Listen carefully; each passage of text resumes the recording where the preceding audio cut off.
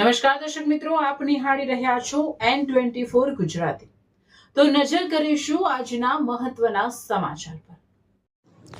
સાવરકુંડલા ભમ્મર ગામ પર મધરાત્રે સિંહોનો કાળો કેર।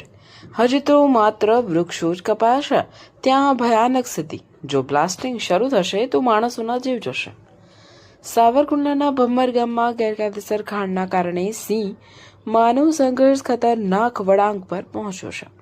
સર્વે નંબર 208-1ની ગૌચર જમીનમાં ખાણ માટે વૃક્ષો કાપી નાખવામાં આવ્યા અને હાઈ વોલ્ટેજ વીજ કનેક્શન ઊભું કરાયું। હજી બ્લાસ્ટિંગ શરૂ નથી થયું, છતાં પરિણામ ભયાનક છે।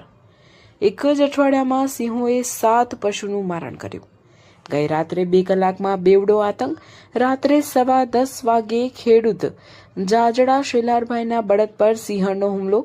મોં પર ગંભીર દાઢ। ખેડૂતની હિંમતથી સિંહણ ભાગી, બળદ લોહી લુહાણ। રાત્રે 12:30 વાગ્યે સિંહ ગામની વચ્ચે ઘૂસ્યો, બાંધેલી ગાયનું કરુણ મારણ કર્યું।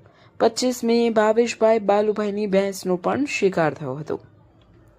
ગ્રામજનોનો સૌથી મોટો ડર હજી તો માત્ર વૃક્ષો કપાયા છે। જ્યારે રોજ ડાયનામાઇટના બ્લાસ્ટિંગ થશે ત્યારે ધડકાથી ડરીને સિંહો માનવભક્ષી બની જશે અને સીધા માણસો પર તૂટી પડશે। આ વિસ્તાર એટલું સંવેદનશીલ છે કે સિંહો ટ્રેનની અડફેટ ન આવે એ માટે છેલ્લા 3 થી 4 મહિનાથી રેલવે ટ્રેકર્સ દિવસ રાત પેટ્રોલિંગ કરે છે, છતાં ખાણની મંજૂરી કોણે આપી? મુખ્યમંત્રીએ કામ બંધ કરાવ્યું હોવા છતાં ગ્રામજનો ડરેલા છે। ભમ્મર ગ્રામ પંચાયત હવે હાઈકોર્ટમાં PIL દાખલ કરવા મક્કમ છે। સવાલ સ્પષ્ટ છે, ગૌચર, સિંહ અને માણસ ત્રણેયને બચાવવા શું ખાણ બંધ કરવી જરૂરી નથી?